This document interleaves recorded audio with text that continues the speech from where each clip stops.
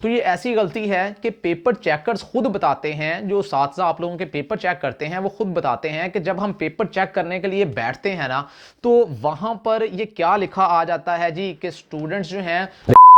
बिस्मिल्लाहिर्रहमानिर्रहीम, अस्सलामु अलैकुम स्टूडेंट्स। उम्मीद है आप सभी खैरियत से होंगे। अल्लाह पाक आप सभी को ढेर सारी कामयाबियां अता फरमाए। स्टूडेंट्स, बड़ी ही इंपॉर्टेंट चीज़ आप लोगों के साथ शेयर करने जा रहा हूं। जब आप लोगों का एग्ज़ाम्स होता है ना, तो एग्ज़ाम्स में जब आप लोग पेपर अटेम्प्ट करते हैं उसमें एक छोटी सी गलती कर आते हैं। उस गलती की वजह से क्या होता है, आप लोगों के पेपर में, जो पेपर में आप गलती करते हैं उसको बिल्कुल फेल कर दिया जाता है, 0 मार्क्स मिलते हैं। रिसेंटली क्या हुआ, स्टूडेंट्स ने बड़े अच्छे पेपर दिए और जब रिजल्ट आया तो रिजल्ट में मार्क्स जो थे वो 0 थे। इसका मतलब क्या हुआ, देखें पेपर किया है, बेशक गलत किया है या सही, कुछ मार्क्स तो मिलने चाहिए थे ना, लेकिन 0 मार्क्स मिलने का क्या है। तो आप लोगों को मैं बता दूं कि 0 मार्क्स उसको इसलिए मिला कि उसने एक छोटी सी गलती की जिसका बहुत बड़ा मसला बन गया। तो आप लोगों के साथ मैं यही वजह शेयर करने जा रहा हूं ताकि आप लोगों को कोई मसला ना आए। आप लोगों ने इस चीज का ध्यान रखना है क्योंकि इस गलती की वजह से बहुत सारे स्टूडेंट्स जो हैं वो फेल हो जाते हैं। तो आगे बढ़ने से पहले वीडियो को लाइक जरूर कीजिएगा और चैनल को भी सब्सक्राइब करना मत भूलिएगा। तो स्टूडेंट्स, आप लोगों को मैं बताता चलूं कि जब आप लोगों के पास एग्जामिनेशन हॉल में बैठते हैं, पेपर सामने आता है, तो तब आप लोगों के पास सबसे पहली चीज जो होती है वो आप लोगों को आंसर शीट दी जाती है। तो आंसर शीट के ऊपर जब आपने अपना सारा डाटा लिखना होता है तो वहां पर एक ऑप्शन होती है जिसमें लिखा होता है एग्जामिनेशन।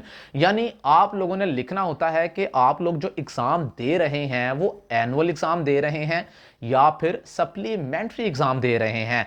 इसमें यह चीज सोचने वाली होती है कि ये आप लोगों से आप लोगों के एग्जाम का पूछा जा रहा है या फिर यह पूछा जा रहा है कि आप लोग किस एग्जाम में बैठे हुए हैं।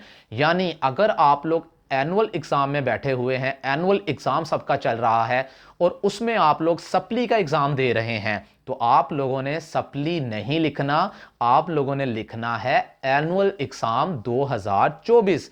क्योंकि आप लोगों ने जो सप्ली का एग्जाम दिया है वो एनुअल एग्जाम के अंदर दिया था, इसलिए आप लोगों ने वहां पर एनुअल एग्जाम ही लिखना है।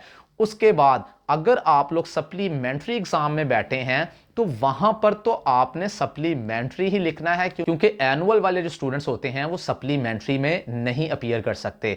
तो मेन मकसद है ये गाइड करने का कि जब एनुअल एग्जाम होते हैं वहां पर अगर आप सप्लीमेंट्री एग्जाम भी दे रहे हो तो आप लोगों ने वहां पर एनुअल ही लिखना है। अगर आप सप्ली लिख देंगे तो पेपर चेकर्स को ये लगेगा कि शायद ये कोई सप्लीमेंट्री एग्जाम का पेपर सामने आ गया है, तो वो आप लोगों का पेपर चेक नहीं करेगा, आप लोगों को फेल कर देगा। तो इसलिए जिस एग्जाम में बैठे होंगे आपने उसका लिखना है कि आप एनुअल एग्जाम में बैठे हुए हैं या सप्लीमेंट्री एग्जाम में बैठे हुए हैं। यह चीज बहुत ही क्लियर करने वाली थी क्योंकि बहुत सारे स्टूडेंट्स में हमेशा से कंफ्यूजन रहती है और वो कुछ ना कुछ अपने से ही लिखकर आ जाते हैं, जिसकी वजह यह बनती है कि उनको फेल कर दिया जाता है। तो इस चीज का ख्याल रखिएगा।